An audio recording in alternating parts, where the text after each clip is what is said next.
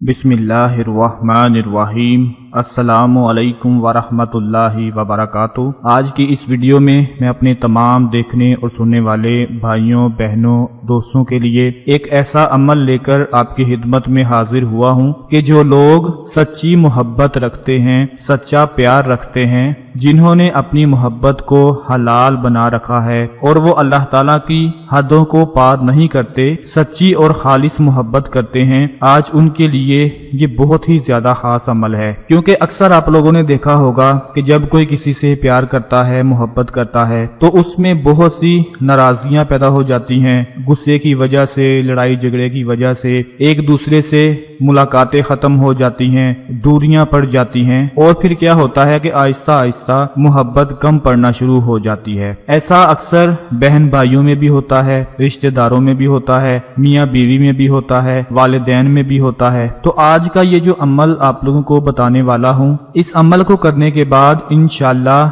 अगर आपने हलाल मोहब्बत की होगी, जायज मोहब्बत की होगी, अल्लाह की हदों को पार नहीं किया होगा, आपकी सच्ची मोहब्बत होगी, नीयत साफ होगी, तो इंशाअल्लाह आपका प्यार, आपकी मोहब्बत आपको जरूर मिल जाएगी। आप लोगों ने ये अमल ईद का चांद देखकर करना है। जब ईद का चांद नजर आ जाए तो आपने ये अमल कर लेना है जो आपको बताने वाला हूँ। इंशाअल्लाह अल्लाह पाक के फजलो करम से अगर मियाँ बीवी के दरमियान लड़ाई झगड़े होंगे, बहनों और भाइयों के दरमियान नाराजगियां होगी, कोई दोस्त नाराज होगा, कोई रिश्तेदार नाराज होगा, किसी की मोहब्बत रूठ जाए, यानी इस तरह की जितने भी मामलात होंगे उनके लिए आज का ये अमल बहुत ही ज्यादा खास है। आप लोगों ने क्या करना है कि जब ईद का चांद नजर आ जाए तो फौरन बावजू होकर आप ये अमल कर लें कि सबसे पहले अव्वलो आखिर 11 मरतबा दुरूद पाक पढ़ें, यानी कि 11 मरतबा पहले दुरूद पाक पढ़ें, उसके बाद फिर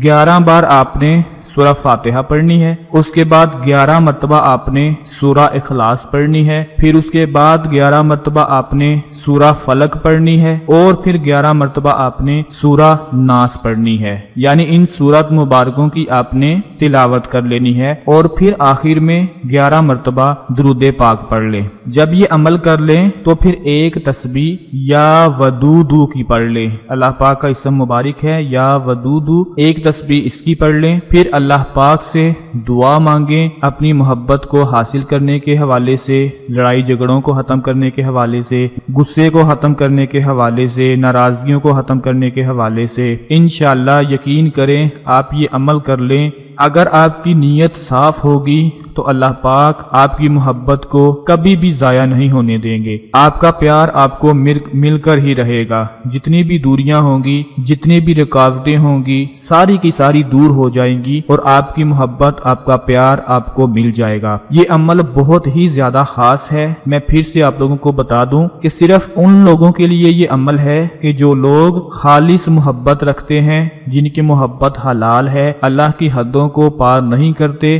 दिल से पाक साफ नीयत के साथ मोहब्बत करते हैं, उनके लिए ये अमल है। बाकी लोग अगर ये अमल करना चाहते हैं तो उनको उल्टा नुकसान भी हो सकता है। इसलिए सिर्फ मुखलिस लोग, सच्चे दिल से प्यार करने वाले लोग ये अमल करें, आपको बहुत ज्यादा फायदा होगा। इस वीडियो को उन तमाम दूसरे लोगों तक लाजमी शेयर करें जो बहुत ज्यादा परेशान रहते हैं अपनी पसंद की शादी की वजह से, यारी दोस्ती की वजह से, मोहब्बत की वजह से बहुत परेशान रहते हैं। इंशाअल्लाह उन सब की परेशानियां खत्म हो जाएंगी। मैं उम्मीद करता हूं आज की हमारी ये वीडियो आपको बहुत पसंद आएगी। वीडियो को लाइक कर दें, शेयर कर दें और अपना बहुत ज्यादा ख्याल रखिएगा। अल्लाह पाक आप सब की परेशानियों को दूर फरमाए और आपकी मोहब्बत में पैदा होनी रुकावटों को दूर फरमाए। अल्लाह हाफिज।